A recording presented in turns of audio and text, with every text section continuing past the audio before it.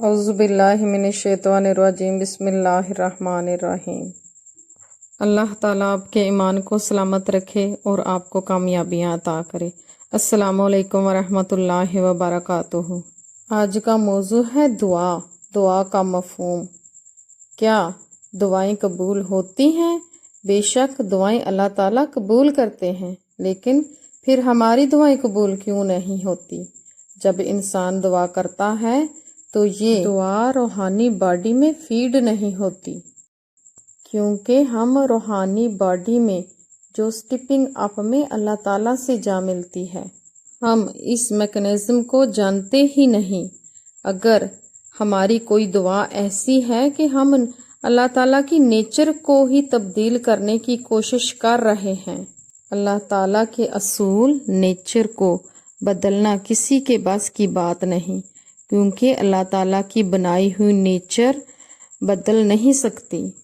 یہ ایک مضبوط دیوار ہے جس کو گرایا نہیں جا سکتا۔ اگر میں دعا کرتی ہوں کہ کل سورج طلوع نہ ہو تو یہ دعا نہیں، میں اللہ تعالیٰ کی نیچر کو تبدیل کر رہی ہوں۔ جو میں نے جرم کیا ہے، ہم دعا کرتے ہیں کہ کفار پر ہمیں فتح ہو، لیکن ہم مقابلے کے لیے تیاری ہی نہیں کر رہے۔ یہ بھی نیچر کے خلاف ہے۔ دعائیں تو مانگ رہے ہیں لیکن سوچ وچار نہیں کرتے۔ اس آدھا گھنٹہ سجدے میں دعا کا کیا فائدہ، جبکہ ہم اللہ تعالیٰ کی نیچر کے اصولوں کو خود بدلنے کی کوشش کر رہے ہیں۔ کسی کا حق کھانے کے لیے، دوسروں پر ظلم کے لیے دعا، دوسروں کو نیچا دکھانے کے لیے، کسی کو برباد کرنے کے لیے دعا۔ پھر یہ کیسی دعائیں ہیں؟ ذرا خود سوچیں۔ ہمارے اندر کا روحانی میکانزم ایسی دعاؤں کو رد کرتا ہے، اس لیے وقت برباد نہ کریں۔